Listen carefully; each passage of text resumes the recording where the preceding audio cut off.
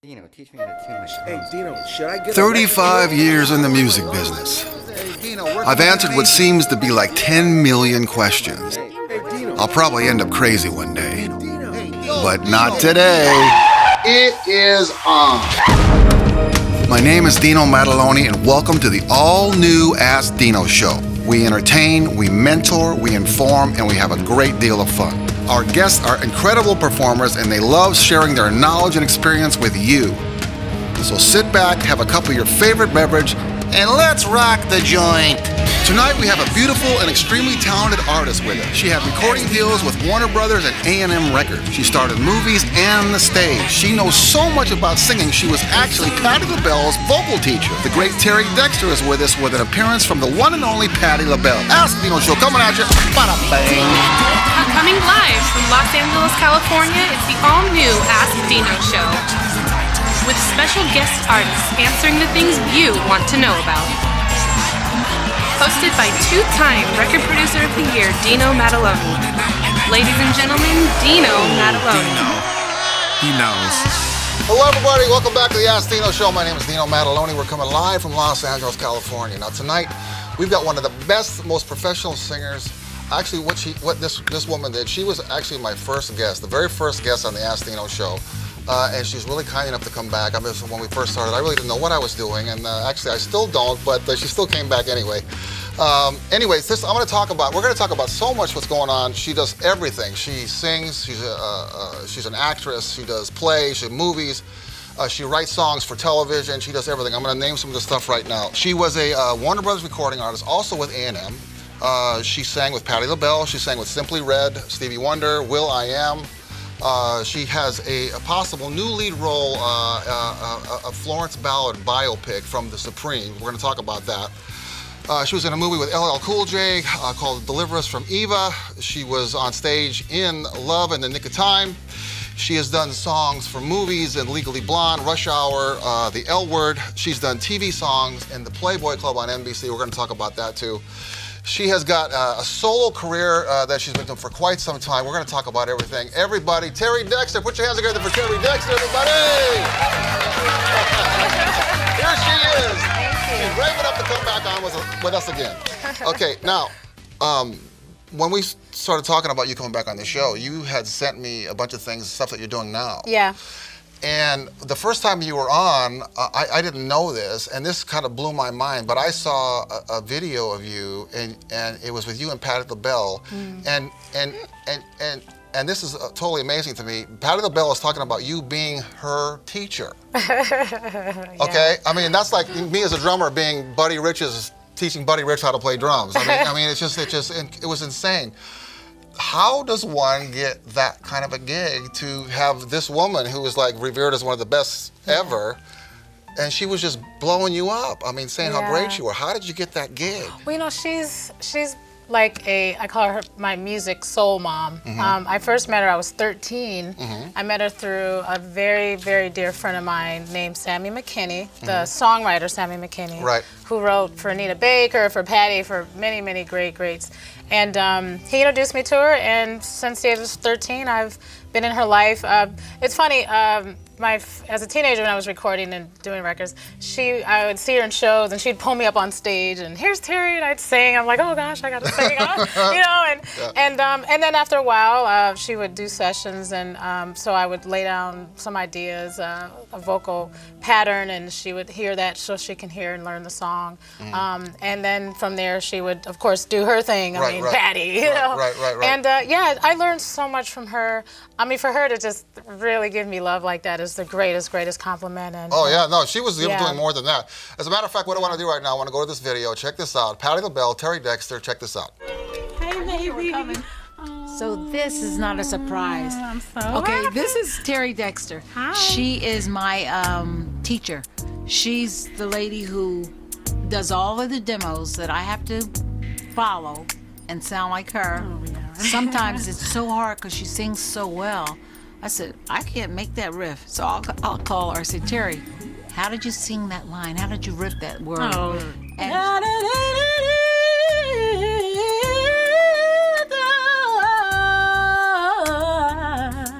You don't say that teachers come at a certain age. She's a young girl who should be recording her own Patti LaBelle. Like, she should be on my level now.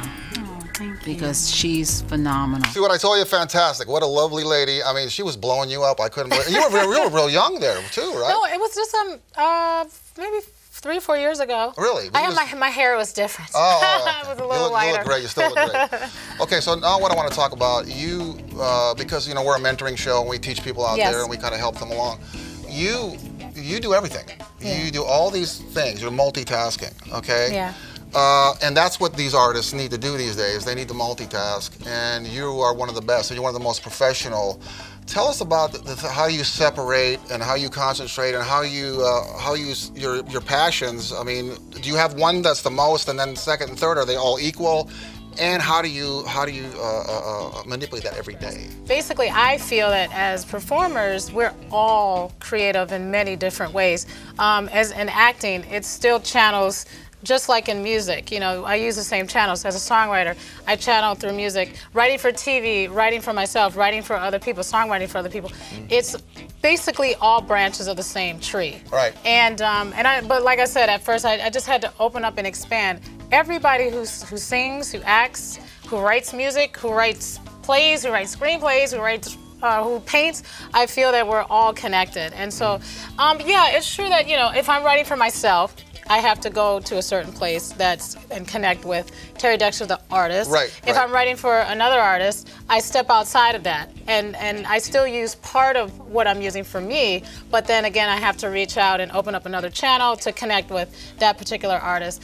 When it comes to acting, you know, it's like a whole different side, but at the same time, it's like a channel going into that where I'm still reaching out and affecting and communicating to people in art. So they're all connected, but yeah, you do have to kind of learn to switch off and switch on and move around.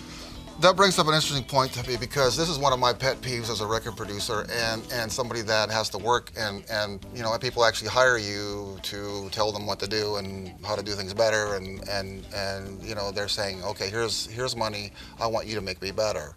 But you brought up a really good point about things that have been kind of on my mind, and like I say, a pet peeve of mine. When you are doing your own artistry, you Terry Dexter stuff. Okay. You have a certain attitude and a certain outlook in a certain way. But when you are hired to do a background vocal or a vocal for a movie or something, you have to have a different attitude. You know what I mean? And a lot of the artists, the problem is they don't get that.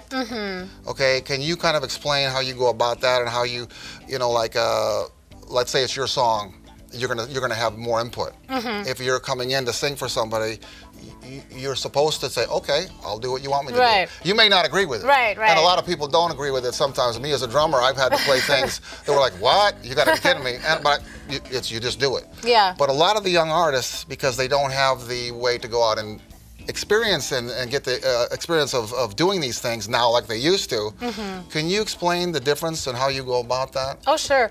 2 very simple words: ego and listening. That's it. Dealing with your ego, let it go. Because as artists, you know, we have our voice, we have our vision. So ego, let it go, and listen. Right. You listen and do what you're told to do. And that's it. That's all you have to do. And it's funny because I'm not going to name names, but I just got done producing an artist, and it was like, you have to listen, you have to listen. And very young, you know, and no, if you don't listen, even if you don't agree. I listen to people all the time, and I know what they're going to say, and I know where they're going, but if I've had to train myself, okay, let them talk, let them go on, because you might just pick up a nugget, you know, of something like you doing, oh man, I never thought of that. Have you ever noticed that, and I know you've worked with amazing greats, and you know, and the big name, like the ones that are like the quote unquote like legends and the proven and the extremely talented and the experience. You ever notice that they're all, in my experience, in my opinion, they're always so open to new talent. To they're in my what I've seen, they've never questioned anything. They are constantly learning. That's And I feel like that's why they're there, you know, constantly learning. It doesn't matter who's in the room, or, you know, they're open to hearing you. They're open to listening. They're never shutting. Their egos are never there. That's what I've come to find. The greats don't have anything to prove. They've already proven themselves.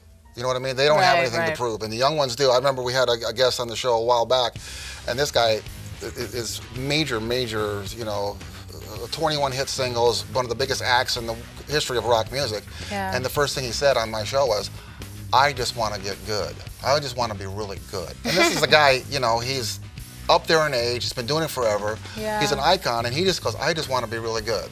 You know, and that's, to reiterate what you were saying, that's, to me, that's people that don't have anything to prove. They've already proved it, you know, and that's why these young kids, they just have to just listen, take it easy, listen to what the person's got to say. You may not agree with it, but if you don't hear it, you're not going to get the information that you may be able to use. I also think, too, that, you know, times have changed, mediums, and how we go about making music and hearing music and in artistry itself. I think back years ago, I mean, artists really had to work hard. You know, they were on the road. Yes. I mean, you really had to work your butt off. And earn it. Yes, exactly. That's the key word. You really had to earn it. And now, I think there's and I'm not saying this is every artist, everyone's different, but I think there's a sense of, not laziness, but kind of.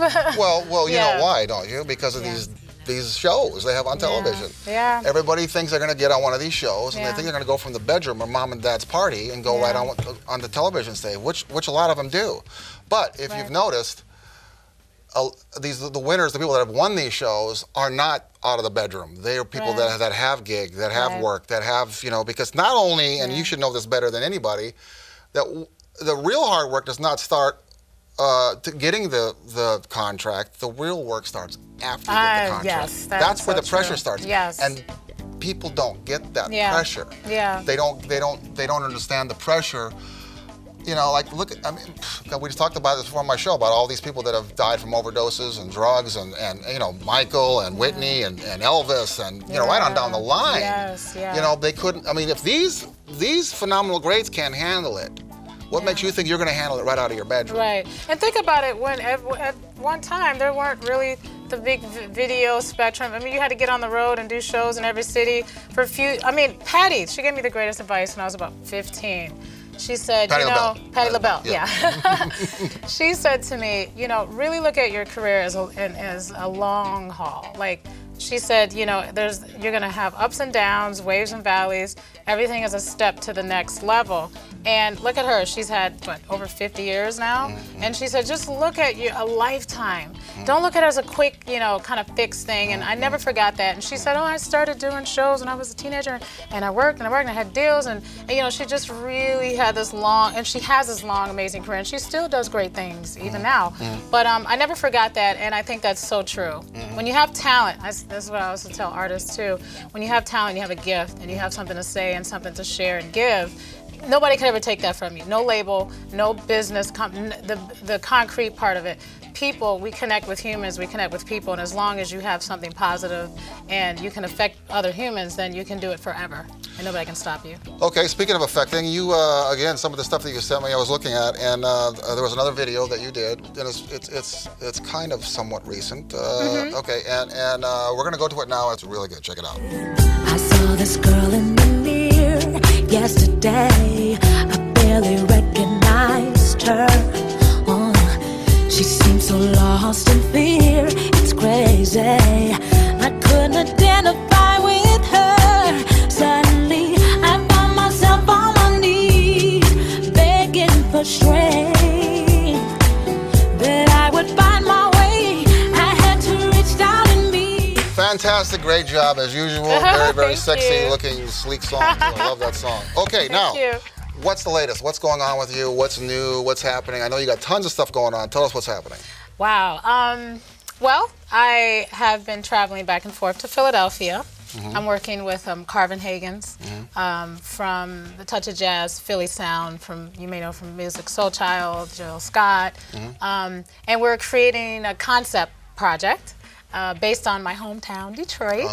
And I'm really excited about it. I feel like it's finally Terry Dexter coming into her own, complete circle, and definitely giving a lot of love and respect to my home and where I learned and how I was honed. Detroit, Motown, Michigan. Okay. And then along with that, I'm also working with Roy Davis Jr., who does a lot of soul house. You know, he's a legend in house music from Chicago. Right. We have a new project that we're doing coming out in London, and then I'm doing a few other electronic projects also with a DJ named DJ Perrin, who's out of Holland. So I'm doing like soul R&B, and then I have my electronic side. What about the Will.i.am thing? What was that all about? Was that you? Yeah. Well, I worked with Black Eyed Peas. Actually, I did a song that was featured on a Legally Blonde soundtrack, and then me and Will.i.am had a solo duet on his solo album called "Lay Me Down," which you know, a lot of Lay Me Down. Yes, very cool. Very electronic and very had an effect on your voice. Yeah, a little different, you know, soulful kind of. And to this day, I get people like, the Lay Me Down girl. I'm like, okay. Do you want to be known as the Lay Me Down girl? It's a great record. It was really fun to make, and he's really great. Yeah. Okay, now what about this thing now? I read about possibly you doing the Florence Ballard, playing Florence Ballard. You got the lead role as Florence Ballard in a movie, in a biopic. Yeah. Tell us a little bit about that. Yeah, I'm really excited and nervous because I just want to, you know, really represent her well. Obviously, she... that's the Supreme. I was want to tell you that's the Supreme. It's Diana Ross in the Supreme. She was in the Supreme. In the original Supremes. Right.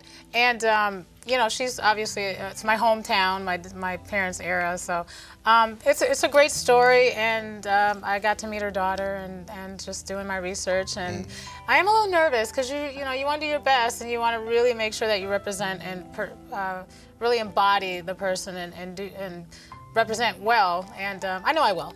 Oh, I know what I want to do. How can we contact you?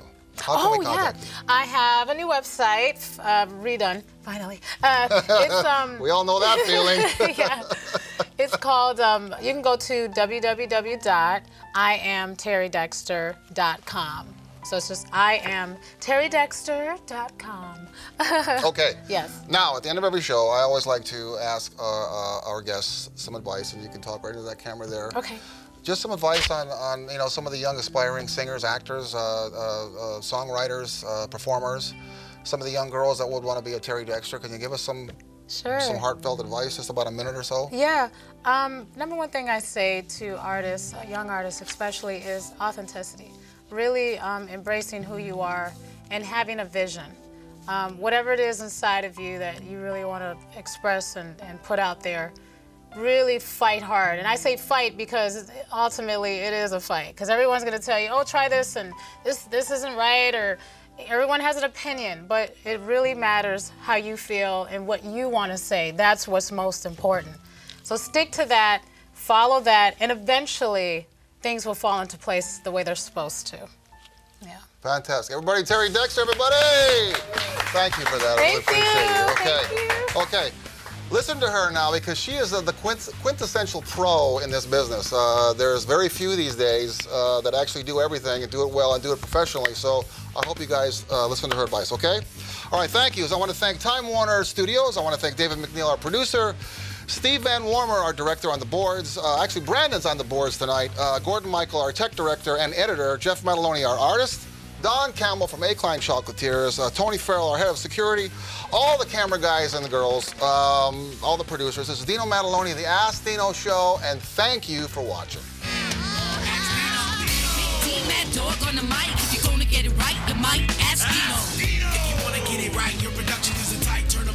Hey everybody, look, it's Don Campbell from A. Klein Chocolatiers. She likes Terry's music and acting in her movies so much, she brought down this fantastic chocolate. Look at this stuff. It's all special made with her name and everything else. It's the best chocolate you'll ever eat. Now, Don, where can we get some of this chocolate? Well, first I want to say I love the Supremes, so I'm really looking forward to seeing you in that role. I'm anxious to see that, so congratulations on that. Thank you so much. And you can come see us at A. Klein Chocolatier in Claremont, California, or up in Oak Glen, Yucaipa at Village Candy Kitchen, or just go to akline.com. That's A-KLINE.com. See you there. Hi, this is Terry Dexter, and you are watching the Ask Dino Show. Bam. You're the perfect guy for this kind of show, for sure. Yes. Oh, I have him hello too. there. This is Terry Dexter. Hi, this is Terry Dexter, and you are watching the Ask Dino show. That's the Supreme. I was want to tell you Yeah. that's the Supremes. Diana Ross in the Supremes. She was in the Supremes. In the original Supremes, right.